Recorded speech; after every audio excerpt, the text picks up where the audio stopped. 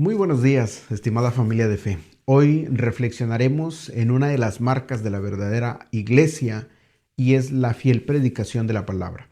El pueblo de Dios en la Escritura es creado a través de la revelación de Dios. Su espíritu acompaña a su palabra y trae vida. Y el tema de la vida a través de la palabra está muy claro tanto en el Antiguo como en el Nuevo Testamento.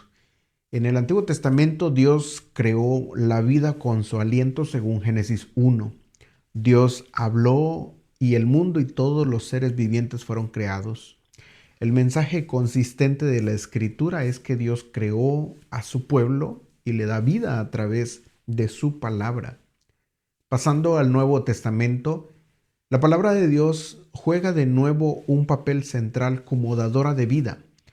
Así la palabra eterna de Dios, el Hijo de Dios, se encarnó para la salvación del pueblo de Dios. Jesús vino a predicar la palabra de Dios, a personificarla de manera única, así como a cumplir la voluntad de Dios a través de su vida perfecta, de su muerte expiatoria y su resurrección triunfante. Él fundó su iglesia y le enseñó a sus seguidores a ir a todas las naciones predicando el mensaje de reconciliación con Dios por medio de la fe en Él. Es por eso que Pablo escribe que la fe es por el oír y el oír la palabra de Dios. Ahora, el marco de la predicación correcta es la teología bíblica. La predicación correcta de la palabra de Dios que creó la iglesia no es solo la palabra de Dios, sino también la palabra sobre Dios. Y es así que cuando el pueblo de Dios oiga de Dios y lo que Él requiera, éste responderá.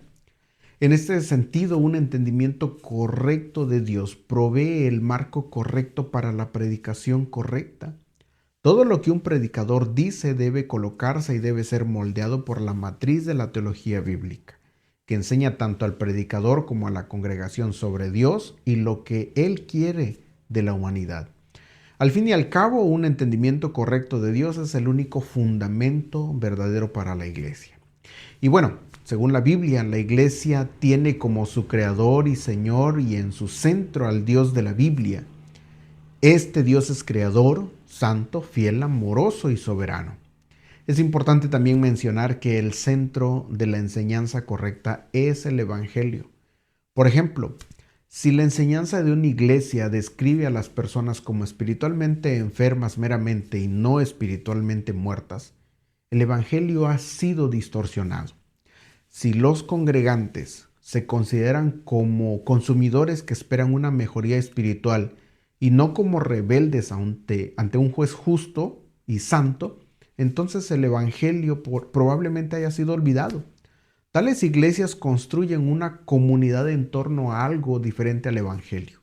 Cualquier unidad que experimenten está basado en un mensaje falso. La enseñanza correcta del Evangelio también se centra a la iglesia en la obra de expiación de Cristo y no solo en sus enseñanzas o ejemplo de vida. La verdadera iglesia es cruciforme, no necesariamente en su arquitectura, sino más bien en su enseñanza. La vida de Jesús provee un ejemplo para la vida cristiana. Es que Cristo no solo vino a predicar, sino también a rescatar a su pueblo, de tal manera que cuando la iglesia se reúne, no lo hace simplemente como un pueblo instruido o edificado, sino como un pueblo rescatado y salvado. Finalmente, la enseñanza correcta del Evangelio centra a la iglesia no en las acciones humanas, sino en recibir por fe y arrepentimiento las recompensas de las acciones de Dios en Cristo. Pablo le escribe a los Corintios: al que no conoció pecado, por nosotros lo hizo pecado, para que nosotros fuésemos hecho justicia de Dios en él. La humanidad pecadora se ha ganado el juicio de Dios, pero a través del arrepentimiento y la fe de los pecadores son hechos pueblo de Dios. Esto significa que las iglesias no deben equivocarse descuidando el arrepentimiento o la fe. Sin lo primero solo hay una fe de asentimiento mental que está muerta según Santiago. Y sin lo último, la fe y la confianza en Cristo se desvanecen detrás de las demandas de la obediencia de la ley según Pablo. Mis estimados, una iglesia centrada en el Evangelio enseña la necesidad de volverse del pecado y volverse a Cristo. Y la predicación correcta de la palabra de Dios es central para la iglesia y es la base y núcleo de la misma.